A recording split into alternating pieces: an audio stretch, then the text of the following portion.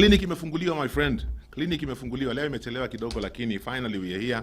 Nimefungua clinic ya relationship. Bench nimeweka nje. Nimesanitize. Last week mlisukumana sana, this week msisukumane. Two amazing guests in studio with us today via Zoom. I'm always excited when I get to host both of them together. They are just lovely people, wonderful people. Nawapenda bure, my people. Nawapenda bure. Kama sijawahi waambia, wacha leo niwaambie. You guys just bring joy into my life. I'm talking about Pastor and Pastor Jane and Julius Kimani. How are you guys doing? Pastor Julius, habari ya leo? Very blessed. I'm well, sir. It's good to see you once again. Karibu sana. It's good to have you on the show today. Karibu, karibu. Thank you so much. Pastor Jane, how are you doing today? Very blessed. I thank God for this opportunity. Yes. Even to share with the people I've got and to have you once again. Awesome. You know something about you, Pastor Jane? There's no way somebody can hang out with you and be discouraged. It's impossible. It's so impossible. We thank God. We thank God. It's the word. It's the Awesome, word. awesome. So today we want to find out about the two of you and your story and your marriage journey, because I believe we can learn a lot from that. So today, Pastor Jane will be doing most of the talking. Pastor Julius is the BGV for today. Atakuwa akiingia tu kidogo kidogo akitoka. Yes. So Pastor Jane, huyu Pastor Julius mlijuana naye wapi? When did you first meet? Okay, we first met in church. That time we were in Winners Chapel. I was having Holy Communion. Actually, the first time I saw him, we were having a Friday fellowship. And I was somewhere with my pastor's wife. And when I saw him, I knew he was the one. Are you serious? And my pastor's wife, yeah, I knew. And my pastor's wife told me, have you seen your husband walking in? I said, yes, the one in a green shirt. Yes, I was sure he was the one. There was no negotiation. So that was on Friday. So on Sunday, he comes now to church. It was his first time in church. And I watched him getting born again. Oh, hata alikuwa hajaokoka? Pale mbele. Imagine. Then, and we never talked. Actually, that Friday, he came and gave his life to Christ. And then I watched him grow in the Lord. He joined Bible school. I was also in Bible school. I was doing I think the third or the fourth time, because again, he was there. And so I watched him go through Bible school. Yes. And got into service. I was already in service, so he got into the worship team. And one day while he was worshiping, I knew this one will be worshiping like this in our house. The Lord had put it in my heart. And I was serving Holy Communion. Yeah. So while I was walking out carrying the Holy Communion palace, we just met at the door, and he could not even be able to say his name. Yes. And I knew this was divine appointment. And that was the beginning of the story, and we just became friends. For a long time, we were just friends. Yeah. Then one day, he proposed to me. And yeah. Wow. So let me ask you something, Pastor Jen, because I think this is very important. You know, because the first time you knew him, God dropped it in your heart. You're one of those people you just knew. So how long was the period between the first time you saw him and all this time he's gotten saved, gone through Bible school, and then eventually you become friends? What's the duration of time in between here? I'm trying to remember, but it was quite some time because, you know, even at that point, you know, you see, and it determines who sees in the spirit. And the other ladies who had already seen a husband, actually one of them had started a marriage committee and he had not even proposed a wedding committee. And and there were a few things happening. There was a man who was seriously pursuing me at that time. So I can say, and I never ever committed myself to him. So all through this time, could we give it perhaps around 6-8 months, perhaps? Okay. Yeah. Pastor Julius, maybe you can chip in here and when you walked into this church, ulikuwa unajua maisha yako ishapangwa? Let me tell you, Brother James, I didn't have a clue You know, I was from the world. I'd been drinking alcohol. I'd been Yes. doing a few stuff. So I just come in fresh to receive the Lord, and I was hungry for God. Yeah. That's why she says when I joined in and I heard about the Bible study, Yes. I mean the Bible school, I jumped into it. But deep inside, as we are going through the Bible school, we were being told about purpose. Yeah. And something began to stir within me that I needed to get married. Okay. And of course, I began to look around, but I didn't want to look around so intentionally because, again, I didn't know how the people who are born again are supposed to react. So until one day when the servant of God said, I think when you are looking out for somebody, you need to pray and watch. So I began to open my eyes. Yes. And of course, there were quite a number of people, and I was not so sure who it would be. But I remember, as she's saying, I saw her. But when I saw her, the discouraging fact was she was wearing rings in her hands. So I thought it must be a married woman. So I began to ignore that one, and I began to believe God for someone who will come into my life. Yeah. Meanwhile, as she's saying, there was somebody who had begun to greet me around. You know, a lady who was greeting me around. And she was, I mean, I didn't know her interest was to get married to me, to the extent of even starting a wedding committee that I didn't know of. And that was a bit scary. It was a bit scary. Yes. And eventually, as when we met with Pastor Jane, now then she was not a pastor, she made a suggestion that we go have a cup of tea with our friends. Now, where I was taken for the cup of tea really shocked me because we entered into Kibera, you know, toy market. Yes. And we ended up in toy market, sitting in one of those. Oh, we've lost you a bit there, Pasi. Pastor Jane, I think you're still on. Yeah, I am on. Oh, Pastor, Inside who is all dressed up and Pastor Julius, you have to pause and go back a bit. We had lost you. It seems we have lost his connection. Pastor Jane, ulipeleka wapi mchungaji yuko kwa kibanda? Even nilipeleka Kibera. The truth. Was there any particular reason for that? Because I had 200 shillings.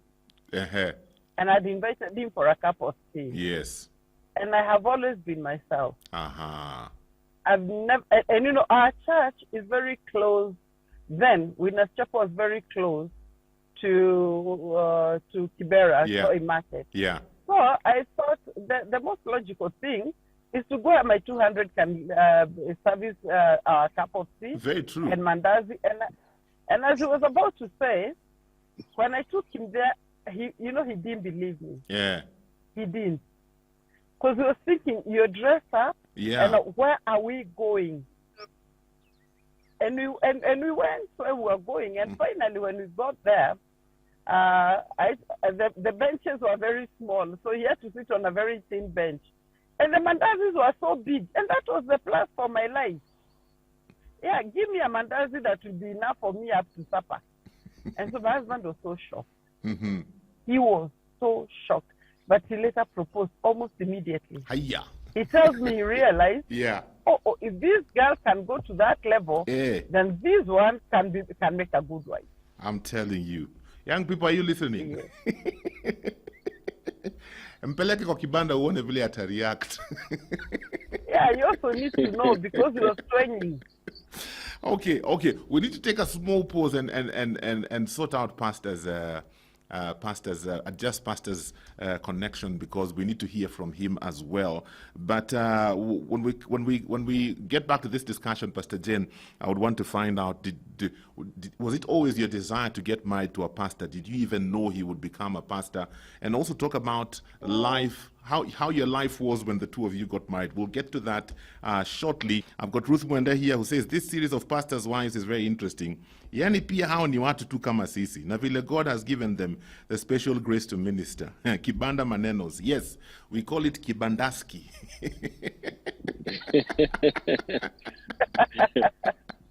So tell us about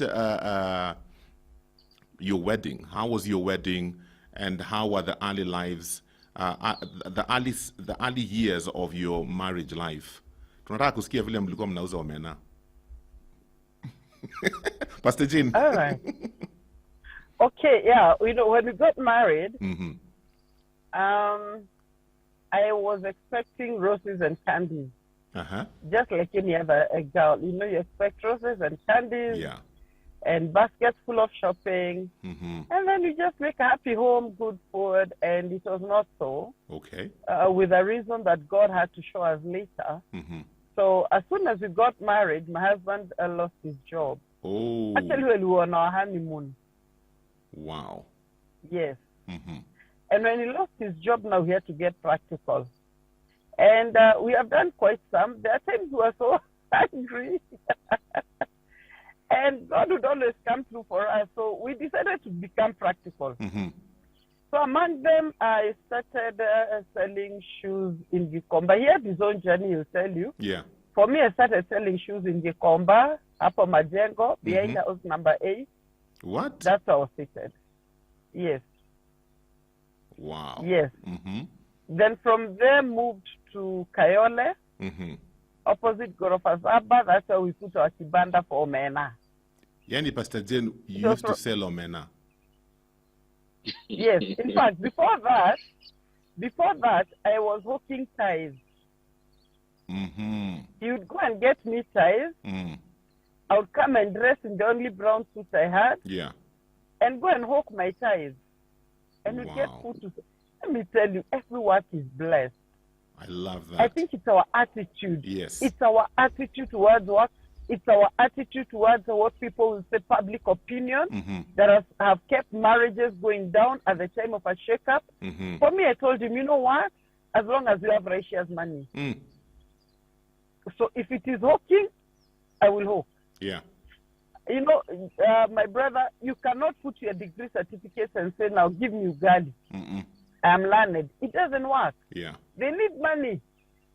So I knew whether I hook and make money. Amen. And I want to encourage somebody who is waking up to go and hook. That is the beginning of your greatness. I want to be, even Gikomba nimeuza. You have done Omena. Omena I used to go and get from Kisumu. Wow. I had a house in Usenge. Usenge Beach. Wow. I used to pay 1,500. We started from there. Pastor Julius, tell us a bit about what you had to do. You know, here you are, you've just gotten married. You're not yet pastors, but job imekatika. You know, so what are some of the things you had to do from your side? Well, I think that was the hardest moment of our lives, and especially for a man, when you have lost your job. And, you know, for men, it's like we identify with work. And so here you are in the house and you can't go out and work. And I remember the last time when I tried there's a time I decided to be very humble and to start a business of ironing for people in the neighborhood. I didn't have a poster, so kupigia watu pasi. Wow. So we had an iron box. So I organized myself. I did a poster. I used a pen. I drew everything, you know, and I was going to paste it outside because I didn't have money even to make a design of anything. Yeah. And I remember the day now I was supposed to begin to distribute the written posters. Then the iron box broke down. Oh, my goodness. Kachomeka. Oh, my goodness. And I mean, you know, have you ever felt, and I know some people go through that where you feel annoyed with God. Yeah. You're like, God, how can you? I mean, I have humbled myself to the level of ready to iron with my degree, and now here you've broken it. And so it was such a hard moment. Yeah. And we began to do the same thing now. I would go to Gikomba. I would get ties for her. Then she would package them in a nice way and go to sell them. Eventually, I became a matatu driver for a while. You know, I was driving Nairobi Nakuru wow. highway, and also drive from between Komarok and town. And it was an interesting journey because that's when God began to speak to me. I remember He began to put in my heart the same way you're transporting people. I had an incident where I went through a bump coming from Nakuru, and the car almost flew off the road. And a woman shouted that you need to stop the car and we need to pray. And so after she prayed, and she just told me, you need to drive slowly. Remember, you're carrying lives. Yeah. And at that particular moment, God spoke to me and said, you are carrying lives and you're transporting people right now physically, but in the near future, you'll be transporting people into the kingdom. Wow. And so I took the job of matatu very, very seriously. Every day I knew there were lives that were committed to me to be delivered from one place to another. And so that became our journey. That would give us something to put on the table. Yes. But of course, there never lacked challenges along the way. Very, very true. That's one of the things I really appreciate about the both of you is your humility. I mean, that's why I keep saying there's no way somebody can hang out with you guys and stay discouraged, because you have walked what you talk about. It's not just fairy tales. Yeah. You have walked it. Pastor Jen, did you know that your husband and you would be pastoring a church? Was that ever something in your spirit, in your heart? Because from the interactions I've had with you, you're the kind of woman who perceives a lot. God gives you insights into quite a number of things. Even as you've said, you saw him and God told you, this is the one. So did you have that inclination that, you know what, despite all we are going through, one day we will be serving as pastors leading a church? Did you know that? Yeah, can I surprise you? While we were still doing all that, we had fellowships on Wednesday in our house. We had fellowships on Friday in our house. Wow. Many, many, many people are coming to Jesus and would mentor them and send them to churches. We used to have keishas. Once, twice, it got to 3 times a week. Wow. And the house would be so full with all of us broke and busted people, beginning from the ones who are leading the keisha to the ones who are being led. And we prayed and prayed until the Lord began to break through. However, I had desire to serve God without being under the structure of a church. Yeah. Reason being, I used to find perhaps if I'm put under the structure of a church, there'll be too many limitations. Okay. And I was afraid of limitations. Okay. And so I asked my husband when he proposed, do you want to be a pastor? Because if you want to be a pastor, I'll not marry you. Hiya. But I want to be in full-time ministry. I was already in full-time ministry. Yeah. And I had been in full-time ministry all my life. And I kept feeling I'm okay supporting the ministers of God. I'm okay leading people to Jesus. I would want to do crusades and the like. But when the Lord spoke to us that it is time for you to start a church, he spoke to the both of us. Wow. And I think the whole of that journey had prepared us so well that we were not afraid. I did not care anything. I knew my life was in ministry. All of my life was going to be in ministry. But now God took me to the next dimension in ministry. And yes, now we have a beautiful church. We thank God for it, Shelter of Love. Yeah. And we thank God. We still minister. I still minister in open market and in different places. I'm still an evangelist, and we still minister in the church. So, yeah, I didn't quite want to be inside the box of a church, but I discovered that's the best thing that the Lord would have done for me. Wow, that's wonderful. Talk to us a bit about your education journey. Because our focus for your interview today is how the two of you are building each other up. We wananunua tai, we wanaenda kuuza. We wanakimbia Kisumu kutafuta Omena. So talk to us about your education journey, because there's also a good picture there of supporting one another. Yeah, so by God's grace, we had already done our first degrees. And so we went to minister somewhere, and I had a word of prophecy, a word of knowledge, actually, for a certain man who I just met. And in the middle of the conversation, we had dinner. This man had also come to visit with his wife. The Holy Ghost quickened me, and I told him, this is what you have been going through. I'd never met him. He was from Northern Ireland. So I told him, this is what you have been going through, and I told him precisely. And this man was not the kind of a man who began to talk to about Pentecostal things. Yeah. But he began to cry. Him and the wife began to cry. So after that, he asked me, what can I do for you? I told him, nothing. Help us to get our master's degree. The result, because he was connected with academics. Yeah. And that's how we did our masters. When he wrote me and I told him we don't want to do it with my husband. But now after we're done with our masters, my husband did not want to go beyond that. And he told me, nimesoma ya kutosha. I told him, no, let's do a doctorate. I had desired to do a PhD. And so when I told him that, he told me no. So I went to his lecturer and I paid 11,000. And kindly, because he's listening, let him refund. So I paid 11,000. And when I paid the 11,000, he was like, the lecturer kept calling. Yeah. He kept calling. Yeah. And he kept insisting. And so he did not know I was one who had worked it behind the scenes. Wow. And I insisted. And I told the lecturer I've already paid a deposit for his education. It is a small deposit. He will repay me in the future. Yeah. But for you, or not repay actually at all, it's not much, it's not necessary. But I told him, for you, pursue this man to study. So he refused to pick his calls. So when we were in the house, I'd call the lecturer and told him, Professor, I'm with my husband, call him now. Yeah. Through my phone. And that's how he got to do his doctorate. So he didn't like it in the beginning, but finally both of us now did our doctorate. Wow. And I thank God because I knew Pastor James. The minute I'll have a PhD and he's still pastor and I'm called doctor, men have got an ego about themselves. They begin to feel like this woman is being elevated above me. And you know, the world has its own system. So I told him, you know what, you've got to study. And I'm grateful he agreed to. Wow. Now I'm pursuing the next level. That one he has said he won't do. But at least I'm happy at where we are at. Yeah. Pastor, you haven't learned, you never say you will not do. Your wife will set you up. She's been setting you up from the beginning. She's setting you up for blessings and bigger things. So it's just wisdom to don't say anything. If you say you won't do, you will do. You will do.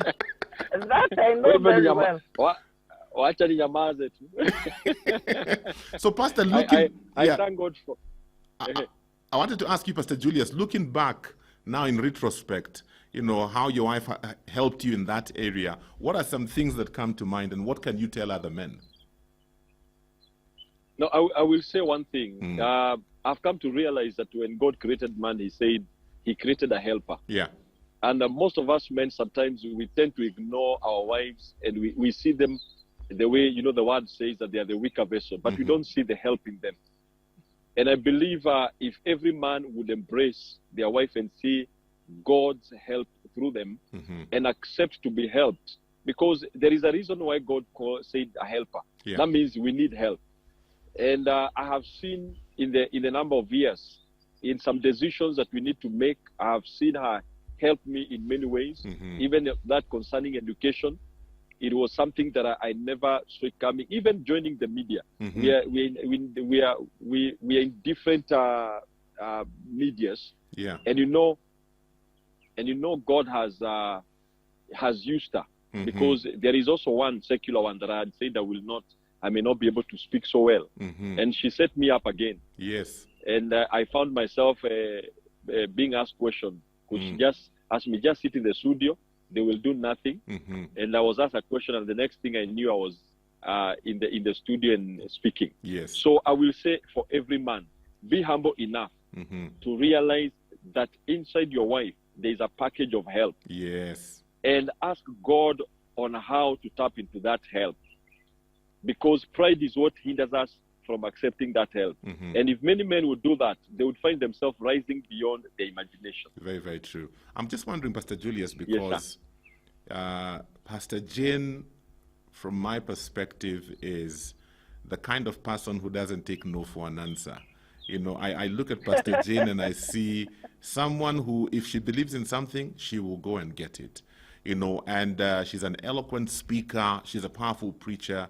I'm just wondering, do you ever get have you ever gone through a season where you felt threatened by her giftings? If I was to put it in another way, inaweza semekana yeye ni celeb kukushinda. But it happens. You know, there were moments where, you know, you find like, especially when it comes to business, I'm more of a person who is a manager for her, she's the kind of person who will go and start something new. Yes. And she will say she will do something. And there were moments where I felt like this one is, the competition mode entered my mind. And I was like, this one is competing with me. And this would bring us to places of argument because I was somehow feeling a bit insecure because I was feeling like if she continues ahead and does her business, she may not be able to listen to me. She will not obey me. And that was a reality. And so, I came to realize, I looked at myself and I thought about God.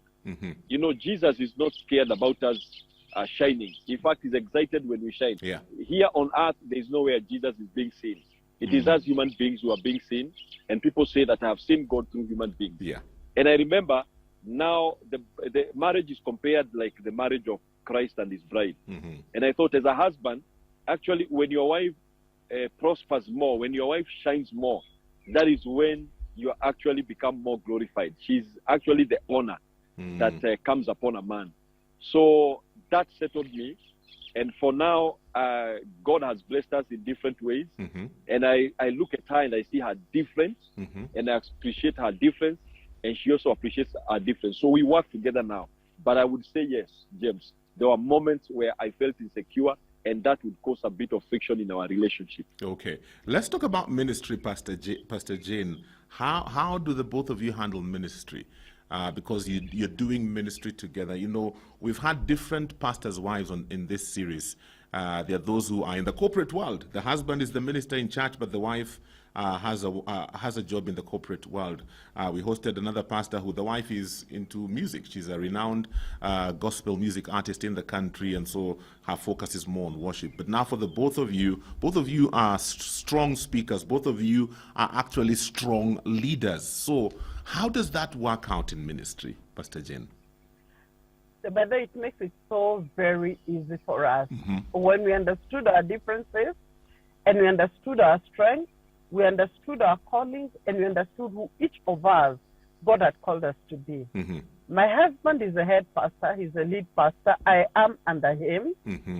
And we have organized ourselves. We preach our sessions 3 or 4 weeks or 5. After you're done with what was in your spirit, the other one ministers. Okay. So you've got some weeks where my husband will be ministering. There are weeks when I will be ministering. However, my husband is a very good mentor. For me, I move a lot in the graces of the prophetic, the word of knowledge, and spiritual warfare, and those things. My husband is a teacher. So after I've done all to do, and I brought souls, and he also brings souls, and I brought souls, he teaches them, he grounds them, and he roots them in the word. Not that I am not a teacher, but I appreciate the gift of God also in him. So whenever I go, wherever I go, and people get born again, I prefer to hand them over to him. And I've found that working so well for the ministry. We have each of us our departments. I am a patron of the youth. He's in the music because he's a good singer. And the women, he's also the man. So kind of like we are all of us somewhere. And it has made running the ministry very, very easy. If I may say the truth, by the grace of God, the yoke of God is easy and his burden is light for us. So we have found it easy because we each appreciated what every other person is called to become. And I'm not afraid when, so many people want to see him because I want to be taught something. I just want to speak over your life. And yes, I teach and I have got a lot of series on teaching, but I like the way he also mentors the people. He's a good pastor. He's a very patient man, and he does a perfect job. For me, I'll go and deal with the enemy at the gate. I will root the people in the word of God, and so we all work together. Okay. I have an interesting However, question. we are both in business. Yes. Pastor Jen, I have an interesting question for you. You said you're not threatened when people come to see him. That question is based on that. Do you ever have moments where you see people na unajua huyo hana nia mzuri? I was sharing the other day, there's some people sometimes my wife tells me, hule hana nia mzuri. Sometimes I'm thinking like, babe, surely. But later on I come to discover, hey, kube alikuwa ameonyeshwa.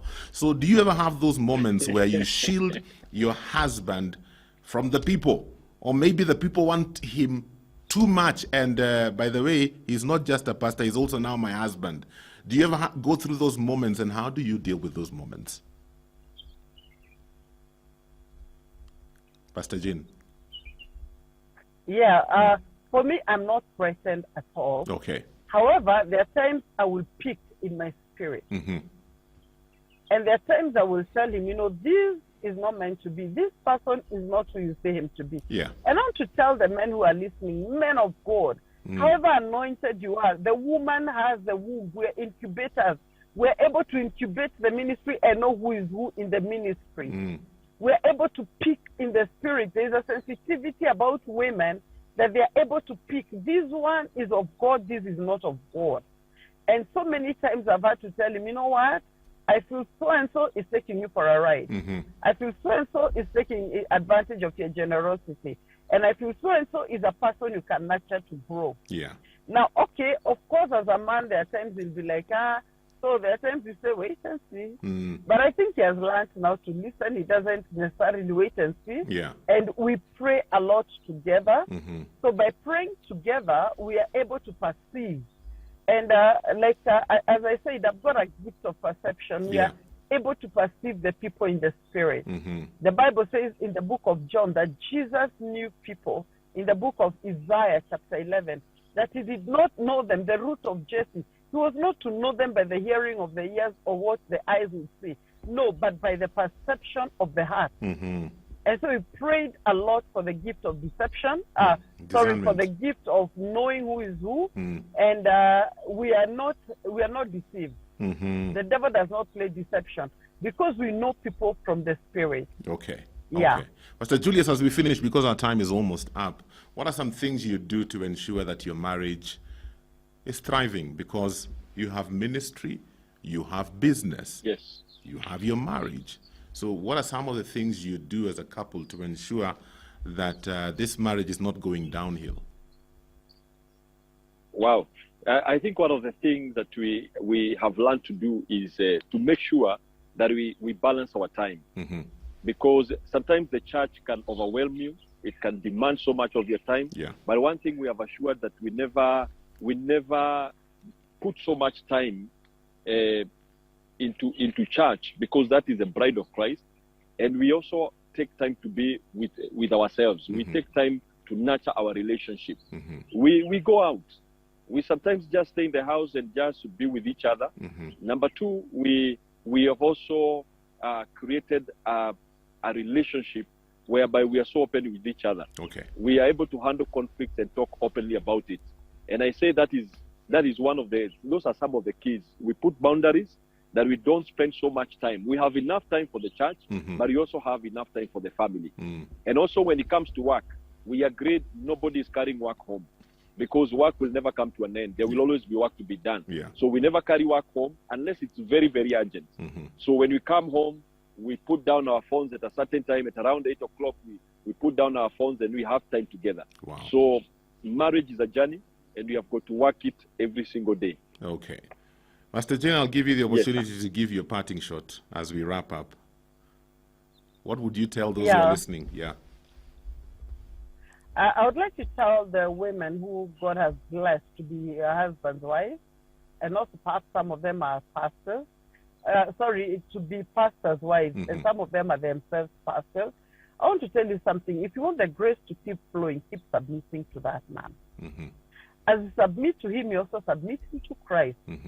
And as you put order in the ministry, where you let him shine, never, ever, ever contend with your husband, but be the strength and understand your part in the calling. If you're an intercessor like I am an intercessor, be an intercessor. Do what God has called you to do, but do not ever fight your husband over the ministry.